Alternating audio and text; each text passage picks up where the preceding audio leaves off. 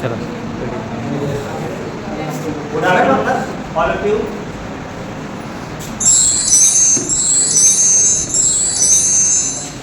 जैसा कि आप लोगों को पता है कि टीचर स्टाफ जो स्टाफ ट्रेनिंग प्रोग्राम है NEST है, तो इसका आज 10वां दिन है। ये ट्रेनिंग का 10वां दिन है और इसमें स्टाफ का एक ही मोटिव है कि स्टाफ को कैसे स्किल्ड किया जाए। स्टाफ स्किल्ड और शिक्षित होना एक अलग चीज़ है। शिक्षित होना और स्किल्ड होना बहुत सारा अंतर है। तो आप लोगों को स्किल्ड करने के लिए ऐसे प्रोग्राम आयोजित किए जा रहे हैं जिसमें आप लोगों की इम्प्रूवमेंट के लिए ये आयोजित किया गया है। इसका जो मेन टॉपिक है data storage and security. Data storage and security में क्या होता है कि डाटा को हम स्टोर करें और उसकी सुरक्षा करें। ये कंप्यूटर का सब्जेक्ट है और कंप्यूटर की ही ट्रेनिंग दी जा रही थी। खासतौर से इसमें प्रशिक्षण का पूरा स्टाफ इन्वॉल्व था, लेकिन मैंने सोचा जब ये टॉपिक आया है तो ग्रुप ऑफ कॉलेज को प्रोवाइड किया जाए, क्योंकि ये काफ़ी उपयोगी कंटेंट है। इसको इन फ्यूचर हम लोग यूज करना चाहेंगे। तो इसमें जो हमारा पहला टाइटल हमने बनाया है an initiative toward quality education, एक पहल गुणवत्तायुक्त शिक्षा के क्रम में। जैसा कि आप लोगों को पता है आमदा सर का एक मिशन है, कि संस्था में गुणवत्तायुक्त शिक्षा मिले। मैं एक एग्जाम्पल इसलिए ले रहा हूँ क्योंकि जौनपुर का कॉलेज है। जौनपुर के कॉलेज में एक बार 2 पेमेंट करनी थी। एक पेमेंट करना था बुक परचेज का और एक एप्लीकेशन का करना था। उसी की दोनों लास्ट डेट थी, तो सर ने बता दिया कि बुक परचेज के लिए आप पेमेंट कीजिए, एप्लीकेशन का नहीं करना है, जबकि करने दोनों थे। तो कहने का तात्पर्य ये है कि एप्लीकेशन को प्राथमिकता न देते हुए शिक्षा को प्राथमिकता मिल रही है और उन्हीं के मिशन को आगे बढ़ाने के लिए कार्यक्रम आयोजित किया गया है। तो उसमें आप सभी उपस्थित हुए, आप सभी का बहुत बहुत धन्यवाद। और इसी कार्यक्रम के इसी ट्रेनिंग प्रोग्राम के तहत स्लाइड बाय स्लाइड हम लोग पढ़ते जाएंगे, ठीक है। इसमें सबसे पहले ये बात हुई कि शिक्षित और स्किल्ड। शिक्षित और स्किल्ड की जब बात आती है कि हम लोग क्या शिक्षित हैं क्या स्किल्ड हैं, क्या हम लोग दोनों हैं। शिक्षित सभी हैं, जो पढ़ाई कर रहा है वो व्यक्ति शिक्षित है, लेकिन जो स्किल्ड नहीं है वो परेशान है। उसका कारण क्या है कि भारत में स्किल्ड कर्मचारियों की कमी है। ये बात सत्य है। ऐसा नहीं है कि दक्षिण भारत के साथ साथ उत्तर भारत में भी प्रॉब्लम चल रही है। दक्षिण भारत सबसे अधिक 85% प्रतिभा की कमी से जूझ रहा है।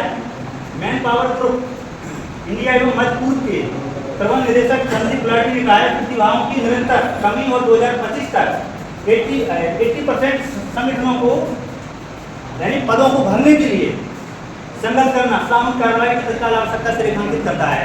कहने का तात्पर्य है कि हम लोग शिक्षित हैं, लेकिन अपने आप में स्किल्ड नहीं है, ना संस्था के अनुरूप स्किल्ड हैं। अगर स्किल्ड होते हैं तभी हम लोग और दूसरे लोगों को ट्रेनिंग दे पाएंगे और दूसरों को मोटिवेशन दे पाएंगे और गाइडेंस दे पाएंगे। सर्वे के मुताबिक कोई भी क्षेत्र किसी बात से कर्मचारियों के अभाव से अछूता नहीं है। आप अपने इस ग्रुप ऑफ कॉलेज में देख लीजिए कि कितने लोग स्किल्ड हैं और कितने लोग शिक्षित हैं। अब जो ज्वाइनिंग किए वो सभी शिक्षित हैं, जो ज्वाइनिंग किए जो पढ़ा रहे हैं वो सभी शिक्षित हैं, लेकिन स्किल्ड आप अपने आप में और मैनेजमेंट की नज़र में होना चाहिए। स्किल्ड का मतलब ये होता है कि आप कई लोगों का मार्गदर्शन कर सकें, कई कंटेंट पे अपनी राय दे सकें, कई लोगों के लिए आप मार्गदर्शक बन सकें। और यह कमी वैश्विक श्रम बाजार की प्रमुख चिंता बनी हुई है और यह कमी वर्ल्ड लेवल पर है। ऐसा नहीं कि यही लेवल पर है। अगर वर्ल्ड लेवल पे देखा जाए तो पूरे विश्व में हर एक देश में स्किल्ड व्यक्तियों की कमी है, क्योंकि एक स्किल्ड व्यक्ति हजारों व्यक्तियों को रोजगार दे सकता है। एक स्किल्ड व्यक्ति हजारों शिक्षितों को रोजगार दे सकता है, लेकिन एक शिक्षित व्यक्ति हजारों स्किल्ड को रोजगार नहीं दे सकता है। इसी के अनुक्रम में IT, इंफॉर्मेशन टेक्नोलॉजी, ऊर्जा और यूटिलिटी जैसे उद्योग सबसे अधिक दबाव समूह महसूस कर रहे हैं। आज आप लोगों को बता दिया जाए कि हम लोग फिजिकल से डिजिटल पे आ गए हैं, फिजिकल से डिजिटल पे आ गए हैं। अब इसी डिजिटल को मैनेज करने के लिए हम लोग को ऐसे ट्रेनिंग प्रोग्राम की जरूरत पड़ रही है। जैसे विशेष कौशल की मांग लगातार बढ़ रही है, जिसमें आगे कहा गया है कि सिर्फ 22% नियोक्ता ही अस्थायी भर्ती बढ़ाने के पक्ष में है। यानी जो नियुक्तियां होती हैं स्थायी और अस्थायी, स्थायी में क्या होता है ढेर सारा इशूज रहता है, गवर्नमेंट का रहता है, इंफ्रास्ट्रक्चर का रहता है और भी अदर सोर्स हैं।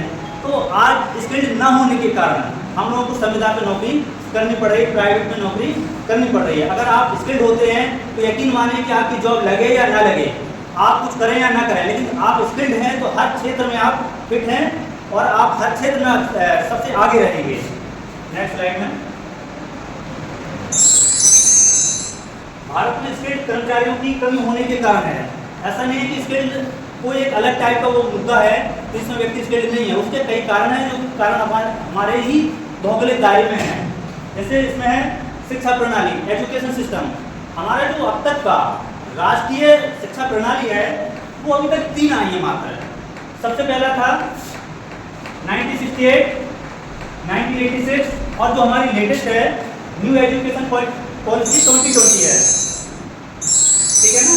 तो इसमें हमारी 3 शिक्षा नीति हैं और 3 शिक्षा नीति हमारे देश की देखिए कि हम लोग 1947 में इंडिपेंडेंट हुए और तब से लेके आज तक सिर्फ हमारी 3 शिक्षा नीति ही अनाउंस हो पाई हैं। और ये जो न्यू एजुकेशन पॉलिसी है 2020 में बनी थी, इसरो के जो पूर्व अध्यक्ष हैं डॉक्टर के कस्तूरी रंगन, उनने ये बनाया था मसौदा और ये फॉलो कराया है, लेकिन आज तक इसको लागू होने में 2025 आ गया है।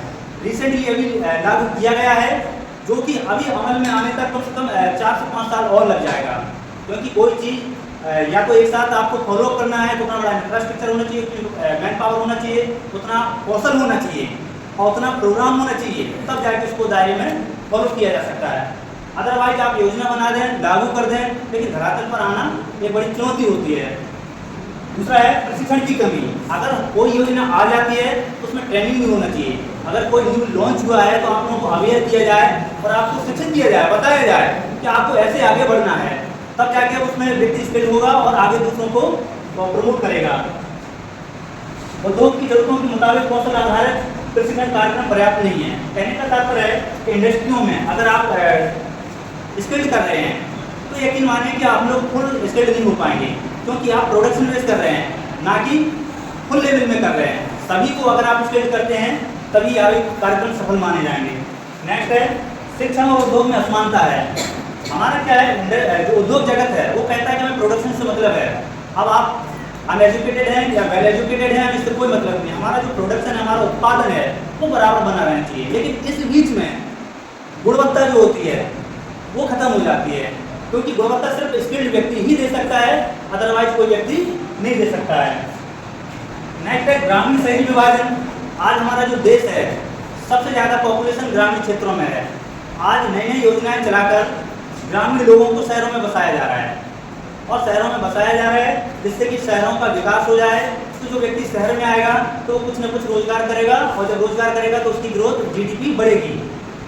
नेक्स्ट है ग्रामीण इलाकों में गुणवत्तापूर्ण प्रशिक्षण की कमी। ये वसत है क्योंकि ग्रामीण क्षेत्र में जब व्यक्ति जाते हैं तो उतनी बड़ी मैन पावर नहीं जिससे कि वहाँ पर ट्रेनिंग प्रोवाइड करें, क्योंकि हमारा जो भारत है वो गाँव का देश है। अगर गाँव का देश है तो हम लोग को उतना ट्रेनर की जरूरत होगी, उतनी मैन पावर की जरूरत होगी कि एक एक गाँव तक जाके पहुँचा जाएगा। आर्थिक उतार चढ़ाव। आज जो हमारा देश है, पहले क्या है, हमारा जो विश्व है वो 3 प्रकार से है। एक सोशलिस्ट समाजवादी, दूसरा कैपिटलिस्ट पूंजीवादी और तीसरा हमारा देश है जो समाजवादी भी है और पूंजीवादी भी है। आज अगर समाजवादी देशों की बात की जाए तो रूस है, चीन है, ये हमारे कम्युनिस्ट जिसे मार्क्सवादी कहते हैं, समाजवादी हैं। इनका काम क्या होता है, इनकी बड़ी बड़ी इंडस्ट्री होती हैं और इंडस्ट्री में क्या होता है, ये काम कराते हैं, काम पे एक सिमिलर पेमेंट दे दिया जाता है, इसके अलावा इन्हें पूंजी का उतना ज़्यादा महत्व नहीं दिया जाता है। लेकिन कैपिटलिस्ट देशों में जैसे अमेरिका हुआ, हमारा तो मिक्स हो गया, तो इन देशों में सिर्फ पूंजी की ही बात होती है कि आप कहाँ जा रहे हैं, कितना खर्च कर रहे हैं, कितना इन्वेस्ट हो रहा है, किस मद में हो रहा है। एक ही मुद्दा यही डिस्कस किया जाता है। भारतीय अर्थव्यवस्था का बदलता स्वरूप। आज दिन क्या होता है, स्वास्थ्य सेवा यानी हेल्थ है, ढेर सारे ऐसे पॉइंट हैं जिसमें आर्थिक उतार चढ़ाव होता रहता है। नेक्स्ट है कर्मचारियों की उच्च टर्नओवर दर। व्यक्ति क्या होता है कि हमें ज़्यादा इनकम कमाने के चक्कर में नौकरी बदलता रहता है, लेकिन अपने आप को स्किल्ड नहीं करता है। जो अपने आप को स्किल्ड नहीं करेगा तो एक वक्त ऐसा आता है कि उसको कहीं रोजगार नहीं मिलता है। ज़्यादा अगर नौकरी बदल रहे हैं और आप अपनी योग्यता नहीं बढ़ा रहे हैं, अरे सर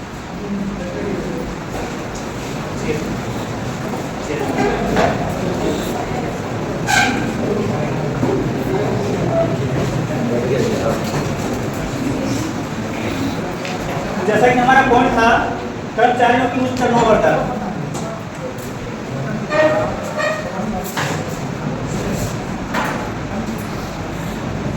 उच्च वेतन के प्रस्ताव पाने के लिए कर्मचारी एक नियोक्ता से दूसरे नियोक्ता पर जाते हैं, लेकिन जॉब पाने के चक्कर में गए तो हैं लेकिन स्किल नहीं उन्हें बढ़ाया है, जो इसका खामियाजा उन्हें इन फ्यूचर भुगतना पड़ता है।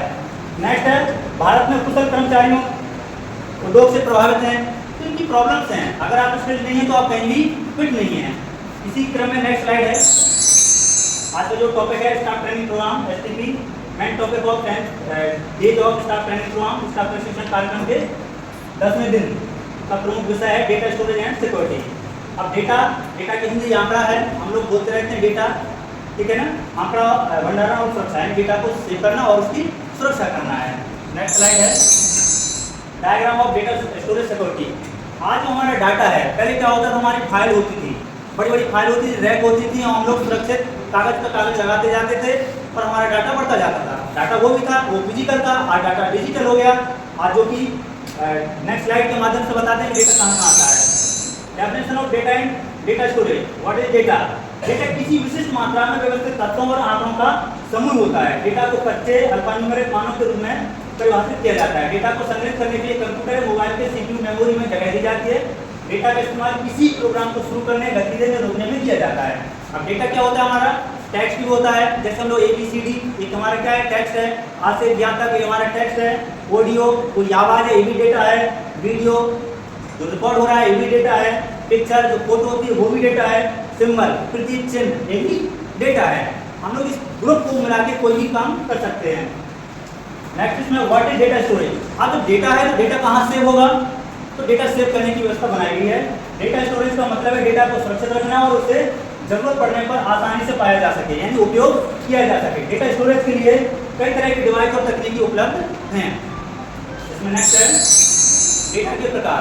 न्यूमेरिक डेटा 0 से 9 तक, कैरेक्टर डेटा, वर्णमाला के सभी अक्षरों से बना डेटा, अक्षर संख्यात्मक डेटा यानी अल्फान्यूमेरिक डेटा, अक्षर और संख्याओं का मिश्रण, ध्वनि डेटा जो बता दिया है आपको, ऑडियो वाला, रेखाचित्र, सिंबल वाला, जो पिक्चर वाला, चलचित्र, वीडियो वाला, गुणात्मक क्वालिटेटिव डेटा। ये क्या होता है कि जो आंकड़े होते हैं किसी चीज़ को एनालाइज करने के लिए, परफॉर्मेंस करने के लिए, वो भी एक प्रकार का डेटा है। इसमें क्वांटिटेटिव डेटा मापने या मान लो जो लिक्विड है या और भी है उसका डेटा है। प्राइमरी डेटा जो पहले होता है डेटा। अब डेटा कलेक्ट करने की बात होती है तो data collect door to door करके होता है, वो प्राथमिक होता है। और डोर टू डोर के बाद जो अखबार में आया, अखबार के बाद किताबों में जाता है, वो सेकेंडरी डेटा होता है। असतत डेटा, कंसिस्टेंसी, स्टॉक डेटा, भूगोल डेटा, हर एक फील्ड का अपना डेटा होता है जो उसके मुताबिक या जरूरत के मुताबिक यूज होता है। अब variety of device and technology for data storage. Data storage के लिए कई तरह की डिवाइस और तकनीकें उपलब्ध हैं। इसमें हार्ड डिस्क ड्राइव है, ये हार्ड डिस्क ड्राइव है। हार्ड डिस्क ड्राइव जो थी पहले हमारी, जिसे HDD कहते हैं, वो पुराना नाम था उसका पाटा। मतलब काफ़ी वजनी हार्ड डिस्क होती है, उसी के समान बनाई गई। पाटा या आटा एक ही बात है। उसके बाद आई है साटा, एक ही जो भी साटा है।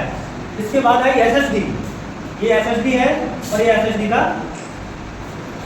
हार्ड डिस्क है। इसके बाद पेन ड्राइव, जिसको फ्लैश ड्राइव भी कहते हैं। ये तो पेन ड्राइव आप सभी के पास है, इसमें भी डेटा स्टोरेज होता है, ठीक है। मेमोरी कार्ड इसी का एक रूप है। ऑप्टिकल डिस्क, CD और DVD। आज आप लोग देखते हैं कि CD है, CD में 746 MB तक का डाटा उपयोग होता है, जबकि DVD में 4 से 5 GB तक डाटा उपयोग होता है। USB ड्राइव कहीं भी लगा लो, वायरी हार्ड डिस्क, इन्हीं हार्ड डिस्क का, इन्हीं पेन ड्राइव का जो पोर्टेबल बना देते हैं वो वायरी हो गया। अब कई बार क्या है, ये तो वायरी है, अब सिस्टम के अंदर लगा दिया तो उसमें फिट हो जाते हैं, ठीक है ना। डेटा स्टोरेज यूनिट वाइज हम लोग जो कहते हैं कि डेटा कितना होता है, तो डेटा में देखो डेटा स्टोरेज यूनिट बिट है जो 1 और 0 के रूप में होती है। हमारा जो डेटा स्टोरेज करने का आधार है वो बाइनरी डिजिट है, और बाइनरी डिजिट में सिर्फ 1 या 0 आता है, जो कि number part of number system का हिस्सा है। बाइट 8 जो बिट है, एक बाइट बराबर 8 बिट होता है, ठीक है ना। 1 किलोबाइट बराबर 1000 बाइट होता है। 1 मेगाबाइट बराबर 1000 किलोबाइट, 1 गीगाबाइट बराबर 1000 मेगाबाइट, 1 टेराबाइट बराबर 1000 गीगाबाइट। ये इसी का रूप है। हम लोग आज टेराबाइट का उपयोग कर रहे हैं, हमारे जो हार्ड डिस्क लेते हैं 1 TB ले लेते हैं, 10 TB ले लेते हैं, वो यही टीराबाइट है। और हमारा जो डेटा सर्वर पे जाता है, क्लाउड स्टोरेज पे जाता है, वो योटाबाइट में जाने लगा, क्योंकि ऑल वर्ल्ड का डाटा आज गूगल पर एक्सेस हो रहा है। तो इसका मतलब है कि हमारी जो कंपनियां हैं वो डेटा स्टोरेज करने के लिए काफ़ी परफेक्ट हैं। ठीक है, data storage technology, data storage की तकनीकें हैं। क्लाउडेड स्टोरेज, डेटा को इंटरनेट पर किसी तीसरे पक्ष के सर्वर पर स्टोर करने की एक सुविधा है। यानी हम उपयोग कर रहे हैं, हम अपना डाटा और इंटरनेट उपयोग कर रहे हैं, वो तीसरी जगह से डेटा को एक्सेस करता है, जो कि आगे स्लाइड के माध्यम से आपको एक्सप्लेन किया जाएगा। यह एक क्लाउड कंप्यूटिंग मॉडल है। क्लाउड स्टोरेज की मदद से आप अपने डेटा को किसी भी डिवाइस से एक्सेस कर सकते हैं, चाहे मोबाइल से, चाहे कंप्यूटर से, या जो आप अपने टैबलेट वगैरह यूज करते हैं। क्लाउड स्टोरेज के फायदे, पहले क्या होता है, डेटा हम लोगों को जाके ही रिसीव करना होता था, लेकिन बीच में क्या हुआ, मेमोरी कार्ड या hard disk, CD drive, cassette वगैरह खराब होने लगी थी। तो इसका सॉल्यूशन है क्लाउड स्टोरेज। अब ये डाटा आपका कभी खत्म नहीं होगा। ये बड़ी बड़ी कंपनियां हैं, वो आपके डेटा को सेव रखे हैं और विद सिक्योरिटी के माध्यम से रखे हैं। ठीक है, क्लाउड स्टोरेज की मदद से हम अपने डेटा स्टोरेज को इंफ्रास्ट्रक्चर को खरीदने और मैनेज करने की जरूरत नहीं होती है। हम लोगों को अपना डाटा स्टोर करने की कोई नई व्यवस्था नहीं बनानी होती है, अलग से कंपनियां होती हैं, हम अपना डाटा वहाँ पर रख देते हैं। हम आप सभी लोग अपना क्लाउड स्टोरेज का डाटा उपयोग कर रहे हैं। क्लाउड स्टोरेज की मदद से हम अपने डेटा को किसी भी समय कहीं भी एक्सेस कर सकते हैं। तो क्लाउड स्टोरेज की मदद से अपने डेटा को सुरक्षित रूप से स्टोर कर सकते हैं, यानी सेफली कहीं भी अपना डाटा सेव कर सकते हैं। क्लाउड स्टोरेज की मदद से अपने डेटा को बैकअप ले सकते हैं। अब जो मोबाइल हमारा है, मोबाइल में भी गूगल ड्राइव है, ड्रॉप बॉक्स है, वन ड्राइव है, ये सब क्लाउड स्टोरेज के ही पार्ट हैं।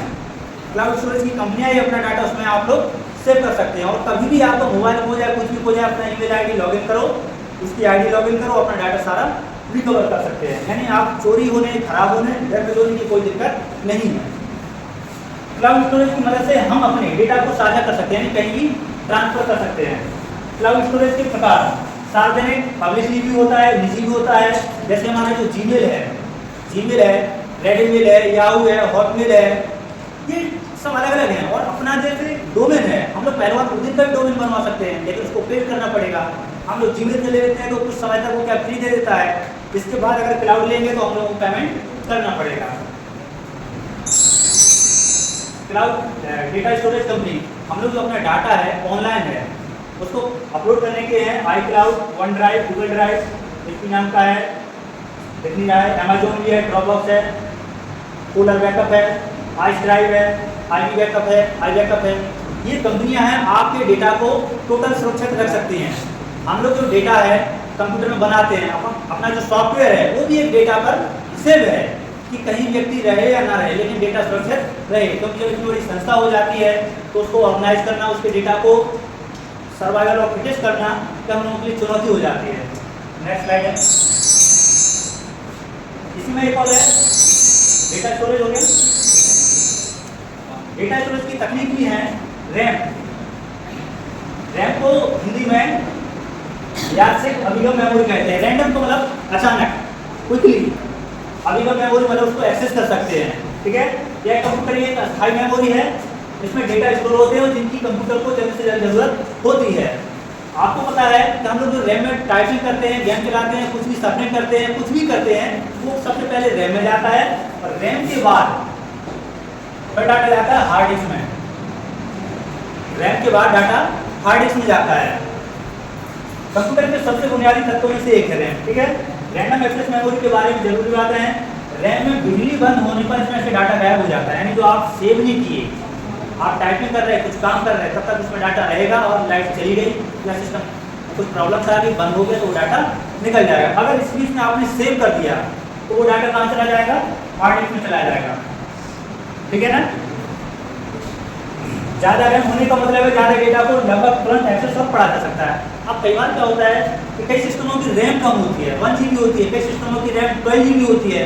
इस बात का मायने ये नहीं कि रैम डेटा स्टोर नहीं कर रही है, रैम डेटा अपनी स्पीड से स्टोर कर रही है, बस अंतर इतना हो जाता है कि जितनी ज़्यादा रैम होगी उतनी जल्दी डेटा को एक्सेस सेंड कर सकते हैं, उसको उपयोग कर सकते हैं, भेज सकते हैं। यह माध्यमिक भंडारण उपकरणों की तुलना में तेज है, यानी अदर जो डेटा स्टोरेज है उसकी तुलना में काफ़ी फास्ट है, क्योंकि तुरंत टाइपिंग करते हैं। यह कंप्यूटर के प्रोग्राम टास्क इत्यादि प्रोग्राम को प्रोसेस करता है। रीड ओनली मेमोरी, ये भी एक डेटा स्टोरेज तकनीक है। रीड ओनली मेमोरी एक तरह की मेमोरी है जिसे केवल पढ़ा जा सकता है। यह कंप्यूटर में स्थायी रूप से डेटा को स्टोर करती है, यानी जो डेटा रोम है, रोम मदरबोर्ड में लगी होती है, कंप्यूटर सिस्टम की मदरबोर्ड में लगी होती है, लेकिन ये स्थायी लगी होती है। रैम को हम लोग निकाल सकते हैं, दोबारा लगा सकते हैं, बदल सकते हैं। इसको लगाने के लिए रोम को इंजीनियर के पास या उस कंपनी के पास द्वारा भेजने की जरूरत होती है, क्योंकि उसको आसानी से हम लोग निकाल सकते हैं, लगा सकते हैं। ये क्योंकि पहले से ही स्थायी प्रोग्रामेबल है, स्थायी रूप से डेटा को स्टोर कर दिया। रोम को नॉन वोलेटाइल मेमोरी भी कहा जाता है। इसका मतलब है कि बिजली बंद होने पर इसमें मौजूद डेटा गायब नहीं होता, यानी ये स्थायी है। ठीक है, रोम के फायदे, रोम में मौजूद डेटा को जल्दी और नियमित रूप से एक्सेस किया जाता है। इसकी जो प्रोग्राम होती है, जितना वर्क करना है उतना काम ये क्विकली करेगा। रोम में मौजूद डेटा को बार बार बदलने की जरूरत नहीं होती है, इसका जो डेटा स्थायी है वो स्थायी रहेगा। रोम में मौजूद डेटा की अखंडता का उल्लंघन किए बिना उसे बदलना असंभव है, यानी जो रोम में डेटा है उसको करेक्ट नहीं कर सकते, बदल नहीं सकते, कुछ नहीं कर सकते आप। रोम का इस्तेमाल कंप्यूटर के बूटअप प्रोसेस को करने के लिए किया जाता है। अब बात आती है बूट क्या होता है। Boot are two type, boot दो प्रकार का होता है। अब कंप्यूटर का बूट क्या होता है, बूट दो प्रकार का होता है, एक कोल्ड बूट, एक वार्म बूट। कोल्ड बूट का मतलब ये होता है कि सिस्टम को बंद कर देना, शट डाउन कर देना, ये कोल्ड बूट है। वार्म बूट कंप्यूटर को रिस्टार्ट कर देना, ये वार्म बूट है। ये काम करता हुआ रोम कर रही है। ठीक है, रोम का इस्तेमाल सिस्टम निर्देशों को स्टोर करने के लिए किया जाता है। जो सिस्टम के कंप्यूटर सिस्टम के इंस्ट्रक्शन मिलते हैं उसको स्टोर किया जाता है। रोम से जुड़ी कुछ और बातें हैं। रोम में मौजूद डेटा का उत्पादन प्रक्रिया के दौरान जमा किया जाता है, जब बनाया जाता है तब इसमें स्टोर किया जाता है, इसके बीच बाद में स्टोर नहीं होता है। रोम में मौजूद डेटा को बाइनरी कोड का उपयोग करके अलग अलग कोष्ठकों यानी सेल्स में लिखा जाता है। रोम में मौजूद डेटा को उपयोगकर्ता द्वारा बदला नहीं जा सकता है। ठीक है, नेक्स्ट है, ये लास्ट है इस प्रोग्राम का। ठीक है, लास्ट स्लाइड है डेटा स्टोरेज सिक्योरिटी। डाटा जो हमने बनाया है, स्टोर किया है, उसकी सुरक्षा होना चाहिए। ऐसा नहीं कि आपका डाटा कोई और यूज कर ले। आज आप लोगों को बता दिया जाए कि एयरटेल हो, जियो, इन सिमों का डाटा सेफ नहीं है, इन सिमों का डाटा सेफ नहीं है। कोई भी नंबर डाले, OTP ले, पूरी कॉल हिस्ट्री निकल आती है। ये पब्लिकली हो रहा है। ये सबसे बड़ी चिंता की बात है कि हमारा डाटा बिल्कुल पब्लिकली है।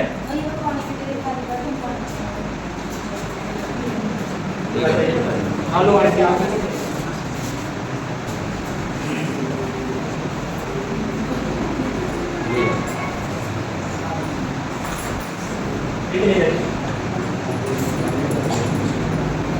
तो हमारा जो डेटा स्टोरेज सिक्योरिटी है, डेटा भंडारण सुरक्षा, डिजिटल डेटा को सुरक्षित रखने की प्रक्रिया है।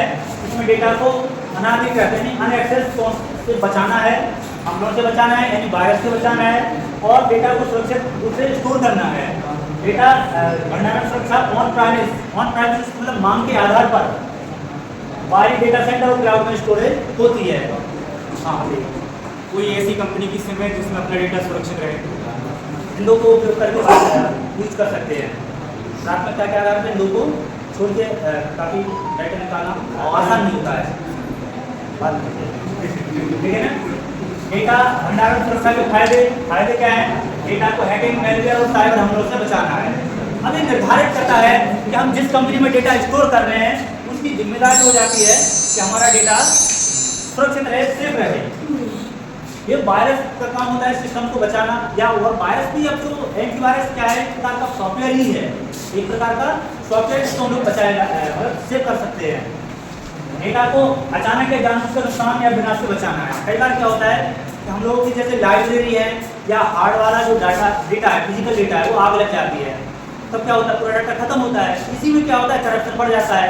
कोई फाइल गई, रिकॉर्ड गया, इन फ्यूचर की समस्याएं खत्म। कई लोग तो क्या होता है जानबूझ के ही आग लगवा देते हैं, क्योंकि उनकी करप्शन के पूरा थ्योरी बनी होती है। अब ऐसे में क्या होता है, ऑनलाइन डाटा आ गया, आप कहीं भी एक्सेस कर सकते हो और उपयोग कर सकते हैं। डेटा को गोपनीय रखना, आपका डेटा है, आप जितना सिक्योर रखेंगे उतना कहीं भी आप रख सकते हैं। अगर आप जरा सी भी डिस्टर्बेंस करेंगे तो यकीन मानिए कि आपका डाटा कहीं भी चला जाएगा। डिजिटल में जितना फायदा है, जितना भी है, उतना ही नुकसान है। डिजिटल का एक सबसे बड़ा बेनिफिट भी और लॉस भी है। डेटा को केवल प्रमाणित उपयोगकर्ता के लिए उपलब्ध करना। अब प्रमाणित का मतलब क्या होता है? ओटीपी के माध्यम से डेटा उन्हीं को मिलेगा। डेटा को तब तक बरकरार और अपरिवर्तित रखना जब तक कि अधिकृत कर्मियों द्वारा जांच को संशोधित न किया जाए। जिसका डाटा है उसको ही पता होता है कि हमें इसमें मॉडिफाई करना है नहीं करना है। अगर और कोई व्यक्ति आता है उसको मॉडिफाई का पता नहीं होता। अगर जानकार है और उसको डाटा आपका मिल गया तो यकीन मानिए कि आपका डाटा चुरा सकता है और आपको नुकसान पहुंचा सकता है। कई बार आपने देखा होगा, कई ऐसे एग्जाम्पल पड़े हैं बॉलीवुड या अदर जगह कि आपके डेटा के साथ कितना खिलवाड़ किया जा रहा है। आज आप लोग देखते हैं फेसबुक कैसे चल रहा है। जो फेसबुक चल रहा है वो आपकी लोकेशन से चल रहा है। हम लोग किन किन की कॉन्टेक्ट में आए हैं, फेसबुक क्या काम करता है, उनकी आईडी आपके सामने सर्च करके दिखा देता है कि आप किन किन से मिले हैं, घूमे हैं, कहाँ कहाँ गए हैं। ये जो हमारी ईमेल आईडी इतनी खतरनाक हो गई है, इसका काम हो गया है कि कम से कम 15-20 टॉपिक पर बार बार उसको रिमाइंडर डालना। हमारा जो डिजिटल है, इंस्टाग्राम है या ढेर सारी जो हमारी सोशल साइट हैं, तो सबसे ज़्यादा हमारे डेटा को नुकसान पहुँचा रहे हैं। आज हम लोग आश्रित हैं, वर्ल्ड जो हमारा अमेरिका है या और भी कंट्री हैं, हम इस देश पर निर्भर हैं। हमारा डाटा कहीं सुरक्षित नहीं है। आज जो गूगल है हमारा नहीं है और गूगल पे जो डाटा है वो हमारा नहीं है। कल अगर हमारे कंट्री में वॉर हो जाए, युद्ध हो जाए, गूगल क्या काम करेगा? सबसे पहले ये डाटा ध्वस्त कर देगा। हम लोगों से एक भी बंदूक या एक भी गोली नहीं चलाया और हम लोगों से जीत जाएगा। हमारा डाटा है, हमारा अमाउंट है, सब डिजिटल हो गया, हमारी करेंसी डिजिटल हो गई। अगर जरा सी भी मिस्टेक की हम लोगों ने, जरा सी इम्पोर्ट की, तो यकीन मानो कि हम लोग खत्म हैं। किसी भी समय अपने जो पेमेंट गेटवे बंद कर देगा, हम लोग कुछ भी नहीं खरीद पाएंगे। करेंसी इसीलिए चलाते हैं, डिजिटल होने के साथ साथ उसको फिजिकली इसलिए चलाते हैं कि हम लोगों को इमरजेंसी के दौरान डिजिटल पर ज़्यादा आश्रित ना होना पड़े। और जितना हमारा गूगल पे देख लो, फोन पे देख लो, हमारा है ही नहीं है। हमारे एकमात्र भारत पे या और भी हैं जिसका हम लोग उपयोग नहीं कर रहे हैं क्योंकि वो फास्ट नहीं है, क्योंकि उनके पास मैन पावर, तकनीक, ढेर सारे कोई नहीं है जिससे कि हम लोग उतना स्पीड में उपयोग नहीं कर पा रहे हैं। हमसे बेस्ट चीन है जिसका खुद का सर्च इंजन है, खुद का यूट्यूब लेवल का प्लेटफॉर्म है, खुद की सोशल साइट है, वो सब कुछ उसके पास सेल्फ डिपेंडेंट है। अगर वो किसी से भी युद्ध लड़ सकता है तो लड़ने के लिए बिल्कुल काबिल है, क्योंकि उसका डाटा कहीं खत्म नहीं होना है। नेक्स्ट है डेटा स्टोरेज की सिक्योरिटी के उपाय। अपने डिवाइस पर स्क्रीन लॉक लगाना।